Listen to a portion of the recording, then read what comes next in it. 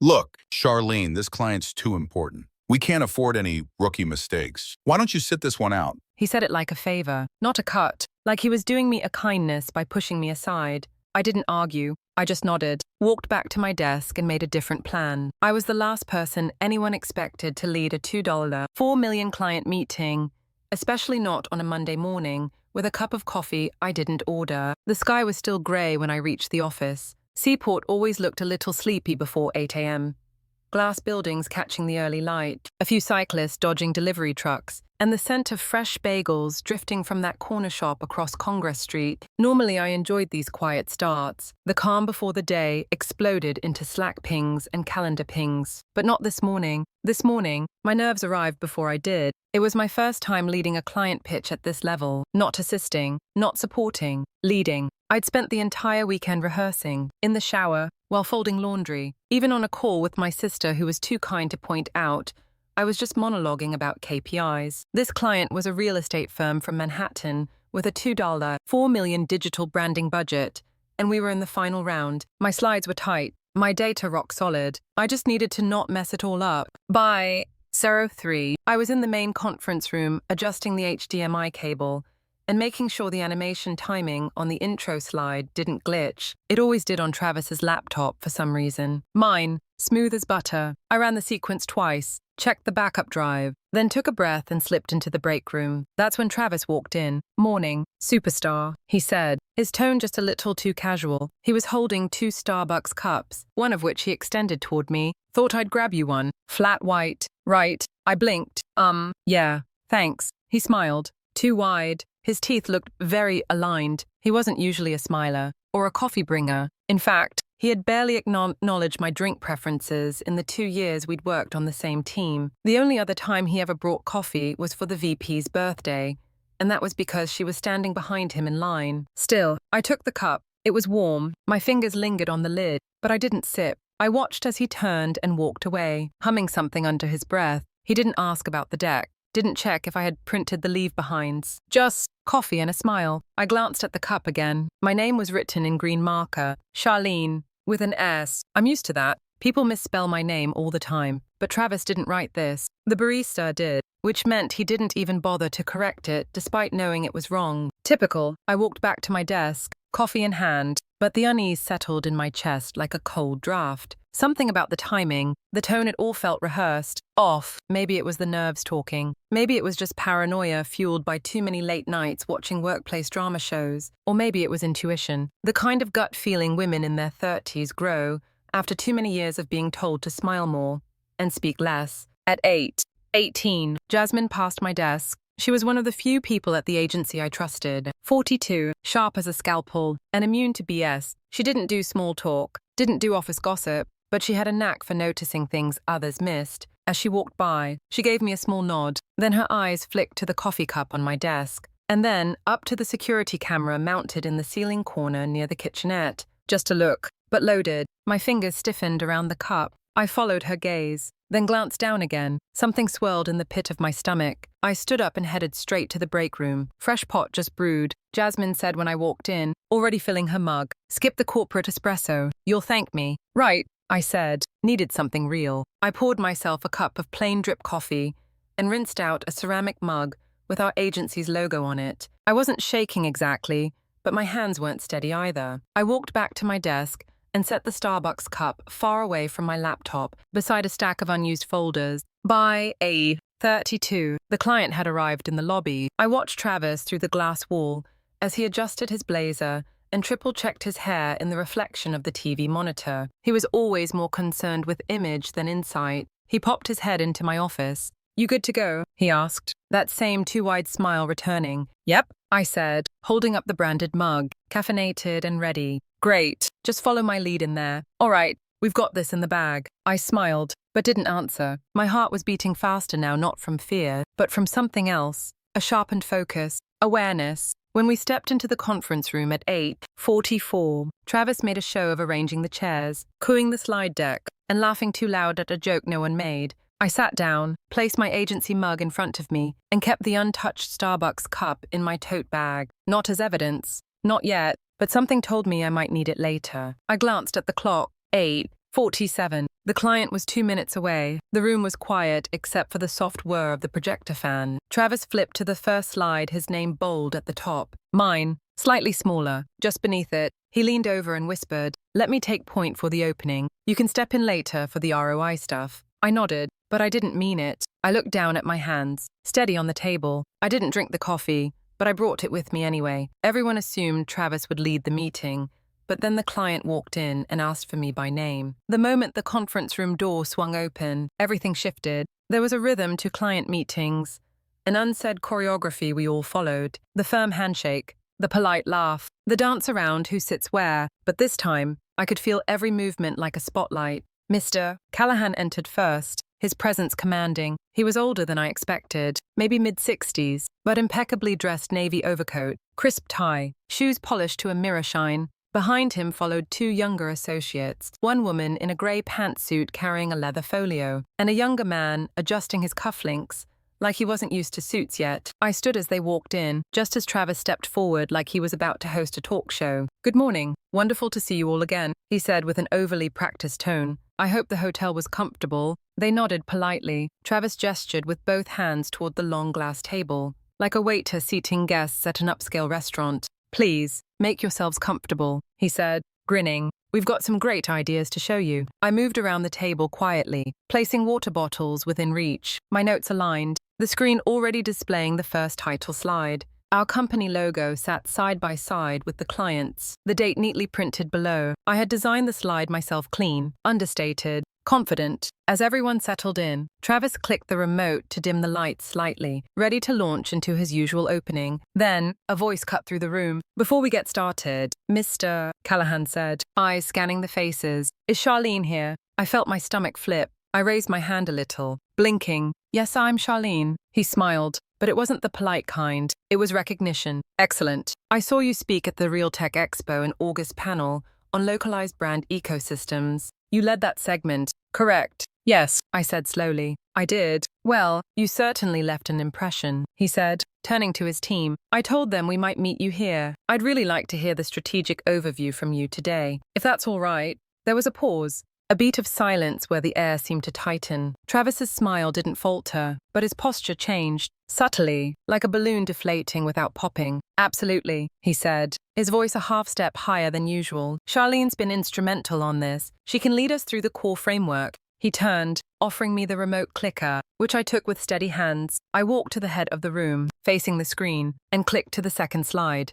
"Thank you, Mr. Callahan," I began. "I appreciate the opportunity." The room hushed as I spoke, my voice filling the space clear, even, not rushed. I walked them through the branding challenges their firm had faced in the past year: audience stagnation, underperformance on mobile platforms, and lack of connection to local buyers, despite a national portfolio. Then, I laid out our solution. I didn't use jargon. I didn't dazzle with buzzwords. I used their own numbers, their audience behaviors, real case studies of nearby campaigns that worked. I brought up the heat maps we'd run across digital properties in Boston, Cambridge, and Somerville. I highlighted where their brand voice disconnected from their actual buyers, and how we planned to bridge that gap visually, tonally, and strategically. At one point, I noticed the woman in the grey suit nodding as she jotted something down. Mr. Callahan leaned back, fingers steepled under his chin, watching intently. I advanced the slide again. "This portion isn't in your printed deck," I said, "but I built an additional model over the weekend. It compares your top-performing listings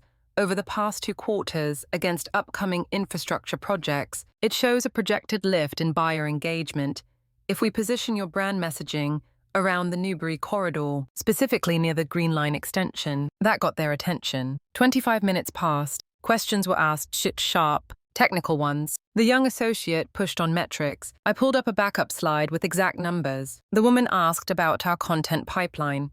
I showed her the rollout timeline I built after hours last Thursday. Travis tried to interject a few times, dropping comments like, "And of course, that was a team effort." Or as I told Charlene, we'd emphasize segmentation, but it was clear he wasn't leading. Not anymore. Their eyes stayed on me. When I reached the final slide, our proposed KPIs and success benchmarks, I paused. "We're confident this strategy will not only meet your revenue goals, but give your brand the localized credibility it needs to stand out in this next phase." Silence followed. Then Mr. Callahan smiled. Very impressive, he said. Direct, practical, and tailored. I appreciate that. The associate beside him nodded. I've seen half a dozen pitches this quarter. This one actually spoke to our real problems. I let the praise settle without gloating, just a small nod. Then Travis, perhaps sensing his window closing, leaned forward. We'll follow up with a formal proposal and next steps, he said quickly. I'll coordinate our post-call deliverables with your team. Mr. Callahan raised a brow. We'd like Charlene to take the lead on that. If possible, I looked down at my notepad to hide my expression. Of course, Travis said. Too quickly. She'll take point from here. The meeting wrapped. We exchanged final pleasantries, shook hands, and I walked them to the elevators. Mr. Callahan shook my hand again before stepping in. Your clarity is rare, he said. Don't lose that. Thank you, I said. Truly, back at my desk, I sat down slowly. The adrenaline hadn't worn off yet. I glanced at my tote bag. The untouched Starbucks cup still sat inside warm, suspicious, forgotten. I opened my email. There it was. A short message from the CEO. Just got off the phone with Callahan. Well done. I stared at the screen for a second, then leaned back. Travis passed by behind me, silent. For the first time since I started at this company, I didn't feel small around him. When I finished, Travis didn't clap, but the client did, and that was all that mattered. It wasn't the pitch that saved me. It was the camera in the break room. The pitch had ended 2 hours earlier, but my mind was still stuck in that room, not because of the success, not even because Mr. Callahan asked for me to lead next steps. It was the coffee. That untouched cup in my tote bag was suddenly heavier than ever. Travis hadn't looked at me once since the meeting. He'd disappeared into his office, blinds half drawn, pacing with a phone to his ear. His door stayed closed, his voice muffled. Meanwhile, I sat at my desk replying to follow-up emails from the Callahan team, pretending everything was normal. Jasmine passed by around noon, holding her ceramic mug and a protein bar. She didn't say anything, just gave me that same quiet look. I knew what it meant. 10 minutes later, I followed her into the break room. She stood by the sink, unwrapping the bar. You didn't drink it, right? She asked, without turning around. No, I said. It's still in my bag. She nodded like she already knew. Good. You might want to hold on to it. I leaned against the counter. Jasmine, that look you gave me this morning, after Travis gave me the coffee, what was that? She finally turned, her face calm but serious. He's done it before. My heart paused. To you? No, someone in ops. Last quarter, similar pattern. She was prepping for a vendor call. He handed her a matcha. She ended up running to the bathroom halfway through the Zoom. Lost her shot at leading that contract. Did she report it? Jasmine shrugged. No proof, just suspicion. She quit 2 weeks later. The back of my neck tingled. But I think you should see for yourself. She walked to the corner cabinet, opened a drawer, and pulled out a key. Come on. I followed her to the elevator without asking questions. Down to the second floor, where the operations and facilities team worked. She tapped gently on the IT manager's door. Marcus in? She asked the guy sitting there. Break room, he replied. Jasmine smiled and turned toward the door down the hall marked Video Operations. Inside, Marcus was munching on popcorn and watching silent footage on a triple monitor screen. Need a favor, Jasmine said. We're looking for break room footage from this morning, around 7:45 to 8:00. Marcus raised an eyebrow. Reason? Jasmine gestured to me. Just office clarification. Something weird happened with Starbucks. Marcus turned to me. Something gets stolen. Something might have been added.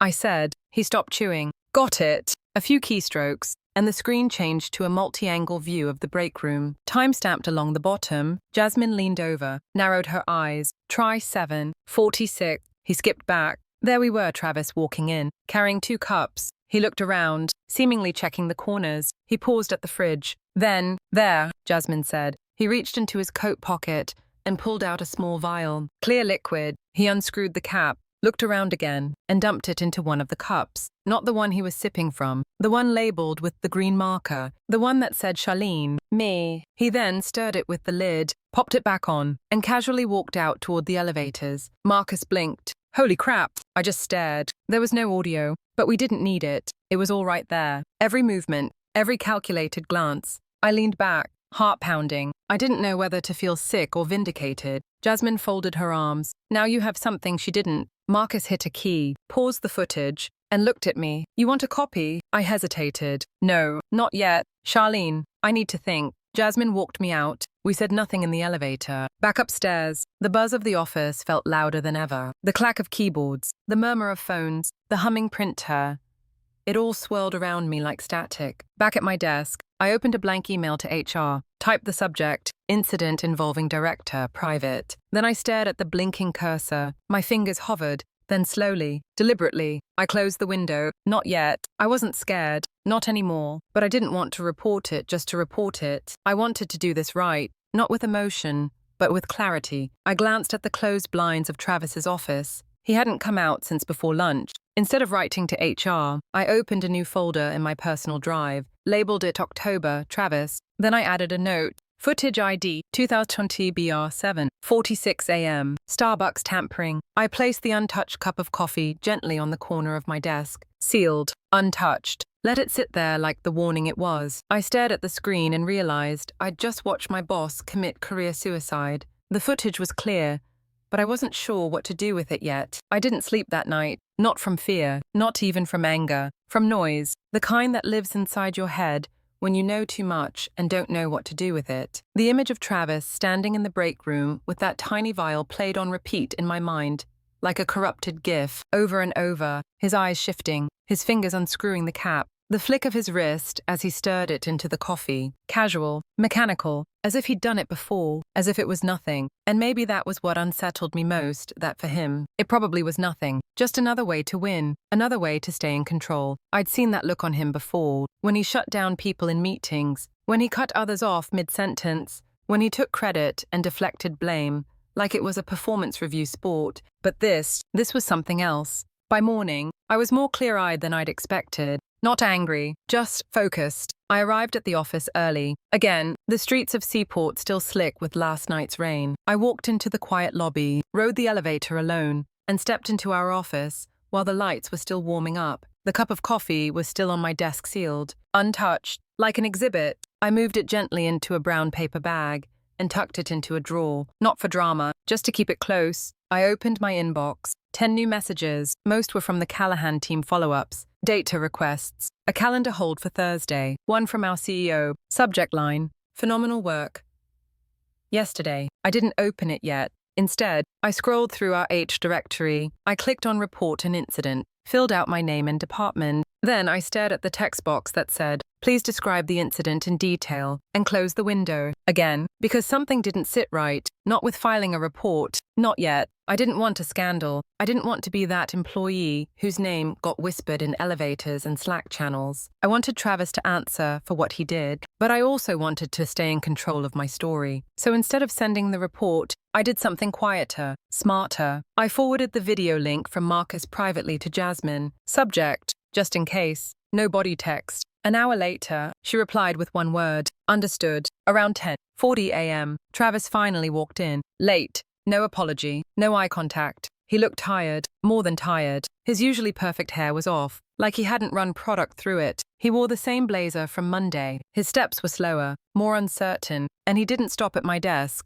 He just walked straight into his office and shut the door. The rest of the day moved like a slow-moving carousel. Emails, a strategy sync with the creative team, a call with a new supplier, but all of it felt like static underneath the bigger silence. Travis, he didn't emerge, not even for lunch. No passive-aggressive comments. No, let me take the lead speeches. Just silence. By mid-afternoon, Jasmine passed my desk again. She didn't stop, but she whispered just loud enough as she walked by. "You did the right thing by waiting." I raised an eyebrow. She pointed casually with her eyes. "To the conference room. HR." I turned just enough to catch a glimpse through the glass. Travis, sitting stiffly across from one of the HR partners, and someone from legal. I turned back to my screen before anyone noticed me looking, and I waited. 30 minutes passed, then an hour. At 3:48 p.m., a calendar invite popped up in my inbox. Check-in, CEO. Just me, no Travis. Set for tomorrow morning, 9 a.m. I didn't ask. I didn't message Jasmine. I didn't go near his office. I stayed still, and in that stillness, something powerful began to shift. By 5 o'clock, the entire floor felt different, not louder, just lighter. Evening light filtered through the windows. People started packing up. I stayed behind for once, sipping lukewarm tea, staring out at the harbor, thinking, not about revenge, about return. What happens when someone tries to erase your value and ends up amplifying it instead? I didn't need to fight. I didn't need to yell. I didn't even need to tell. I just needed to wait and let truth walk itself into the room. So I waited, and that wait turned out to be the most powerful move I made. By Wednesday, whispers had started, and Travis looked like he hadn't slept in days. It's strange how silence can be louder than shouting. By midweek, no one was saying anything out loud, but everything had changed. There was a quiet shift in the way people moved through the office, how conversations paused mid-sentence when certain names were mentioned, how glances lingered just a second too long. I didn't hear my name, but I felt it. The subtle way eyes followed me when I walked down the hall, the nods from people who had barely acknowledged me before Monday, the junior strategist from social, the finance assistant from 2 floors down. They smiled at me now, like they knew, like something had been confirmed. And Travis, he was unraveling in slow motion. He came in 20 minutes late that morning, wearing yesterday's blazer and what I was pretty sure were the same slacks from Monday. No coffee in hand, no usual stop by the receptionist's desk to drop some joke or brag about his golf handicap, just a quiet shuffle past everyone into his office. He didn't say hello, he didn't even look up. That was the first time I really thought he might know, or at least suspect. I stayed at my desk, working through the Callahan team's latest round of requests. They wanted us to prepare a tailored rollout calendar and ROI benchmarks by Friday, and I was leading it. Officially, no co-pilot, no handover, just my name on the task. For the first time in 2 years, I wasn't just the person building the deck.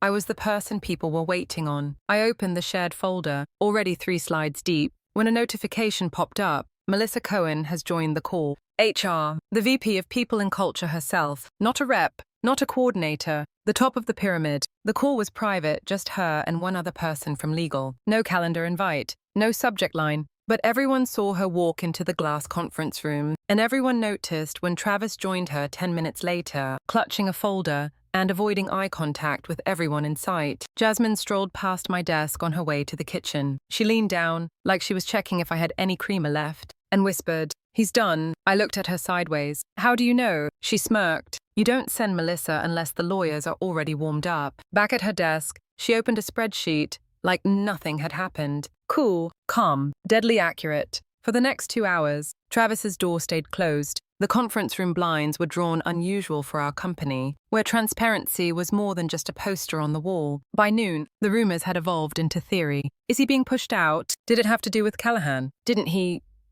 Wasn't he acting strange lately? No one dared say it, but I saw it written in their faces. People were remembering things now. The time he overrode someone's idea, the intern who cried in the stairwell last fall, the weird tension after last year's vendor dinner. Now, with fresh eyes, they saw it differently, and they saw me differently, too, not just as the quiet one who worked hard, but the one who had been right, the one who'd waited. By mid-afternoon, Melissa emerged from the meeting alone. No smile, just quiet. I didn't ask questions. Instead, I turned my attention to the work. I updated the proposal, rewrote half the content calendar from scratch, and left comments for the creative director. My name was now the lead contact on every single deliverable for Callahan. I stayed late that day not because I had to, but because I wanted the closure. At 6:17, Travis finally emerged. No laptop bag, no backpack, just a cardboard box filled with personal items, a framed photo, a mug that said "Pitch Perfect," and a sad-looking desk cactus. His shoulders were rounded, suit wrinkled, tie stuffed loosely into his coat pocket. He didn't make eye contact, didn't stop at the break room, didn't wave goodbye, just walked toward the elevator, like someone moving in slow motion. The elevator dinged open. I watched from my desk as he stepped in. He paused only once and glanced toward me. Our eyes met for a second, and in that second, I saw something I'd never seen in him before. Fear, not anger, not arrogance, not denial, fear. He knew. The doors closed, and he was gone. I didn't feel triumphant, not in the way people think revenge feels. I felt clean, like something old had finally ended, like the room had been quietly aired out and reset. That night, as I turned off my monitor and walked out into the brisk October air, I didn't need fireworks, I didn't need applause. The truth had done the heavy lifting. That Friday afternoon, Travis walked into HR and never came back. I didn't raise my voice. I didn't seek revenge. I just did my job and let the truth do the talking. The Monday after Travis was gone felt like waking up in the same house, but finding it had been quietly remodeled overnight. Nothing was dramatically different. No balloons or streamers. No HR-wide email announcement. His name was simply gone. Off the staff directory. Off the shared project folders. Off the whiteboard schedules he used to monopolize every Friday. But the air was different. People moved differently. Lighter. I saw shoulders relax. Small talk returned to the kitchenette. Someone even played low jazz from their desk for the first time in months. It was like the whole office had taken a breath. It didn't realize it had been holding. And me, I didn't feel triumphant. I felt present. The first thing I did was bring in bagels for my team, not as a power move, but because people needed something tangible to mark the shift. I wrote a note on the whiteboard. Let's build something good this week, CM. By 9:00. Mad. I was in the executive conference room.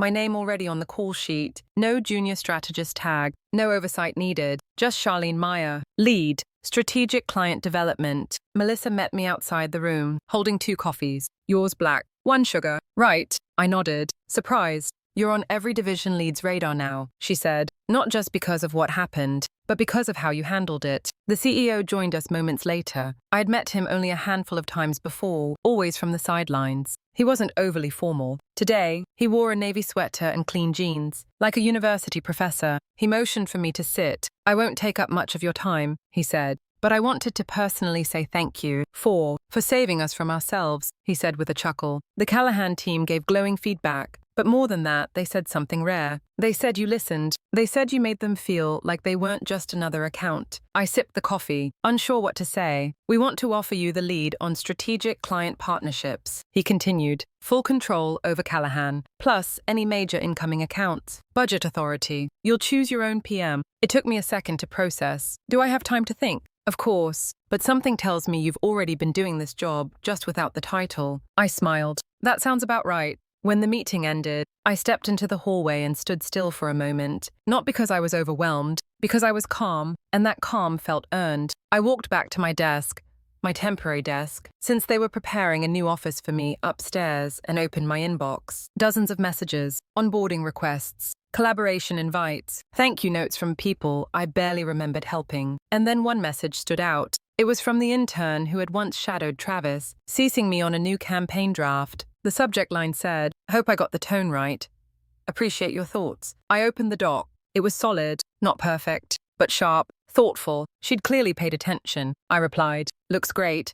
Let's hop on a call and fine-tune. Proud of your direction. Send." Later that afternoon, Jasmine tapped on my desk as I was heading to the elevator. "Boss lady," she said with a sly grin. "Got 5 minutes. For you, always." We walked down to the street together. Autumn had hit Boston hard over the weekend, leaves crunching under our feet, wind curling around the harbor like a cold whisper. The sky was that deep New England blue, where the clouds look pulled thin like gauze. "You handled this whole thing like a pro," she said. "No theatrics, just work, just facts. That's rare. I didn't want it to become a wall." "You didn't need to," she said. "You let the evidence speak. You gave the system a chance to work. Most people either burn the place down or walk away in silence. You stayed." We reached the corner where she peeled off toward the T station. She turned. "Promise me something." "What?" "Don't change. Don't let the title soften your spine or make you doubt your instincts. This place needs what you've got." I nodded, eyes stinging slightly from the cold.